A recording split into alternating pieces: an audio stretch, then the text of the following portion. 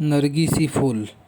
आज आसी जब सुबह सुबह उठी तो खिड़की से बाहर देखते ही उसका चेहरा मुरझा गया। अरे कहाँ चले गए, कल तो यहीं थे। इतने महीने से रोज़ सुबह दोनों को देखना उसकी आदत सा बन चुका था, और आज जब दोनों अपनी जगह पर नहीं थे तो आशी को कुछ खाली खाली सा लग रहा था।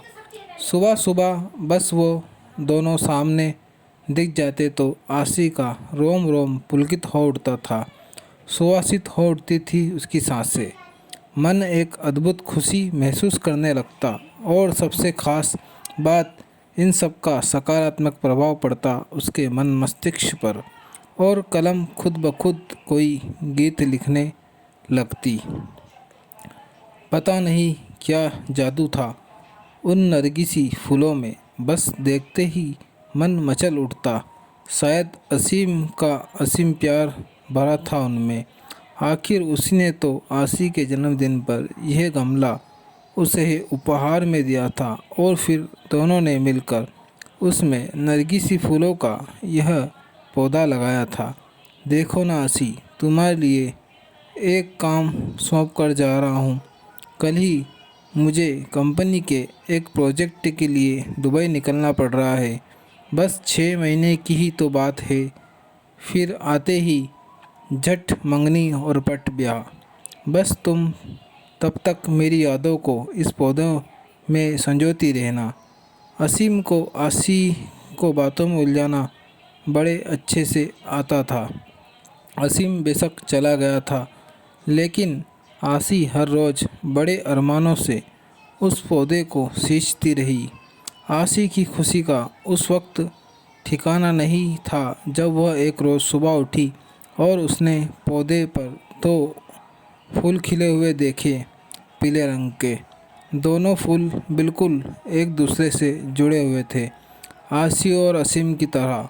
आशी रोज़ उन फूलों को निहारती रहती और असीम को याद करती।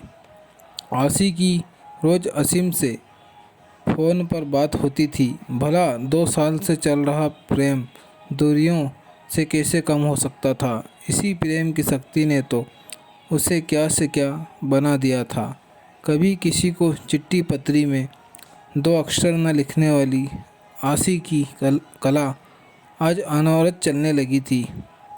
अपने जज्बातों की स्याही में भिगोकर क्या क्या ना लिख डाला था उसने। तेरे एहसास में खुद को ऐसे फना कर दिया हमने, ज़िंदगी बाकी ना बची, ना तेरे साथ और ना तेरे बाद। पता नहीं कैसे एहसास थे जो दिल से निकलकर पन्नों पर बिखरते रहते थे। जब भी मन होता आशी उन नरगिसी के फूलों को निहारते हुए खिड़की के पास कागज़ कलम लेकर बैठ जाती। माँ जब डांटना शुरू कर देती तब सूत पड़ती कि कुछ खाना भी है और घर का काम काज भी देखना है। पता नहीं पिछले कुछ दिनों से क्या हो गया था उसे। पतझड़ का मौसम आ गया था, फूल मुरझाने लगे थे। माली से पूछकर खाद पानी भी डाला। असीम को फ़ोन पर बताया तो वह भी पहले खूब हंसा, फिर बोला पतझड़ बीत जाने दो, सब कुछ ठीक हो जाएगा।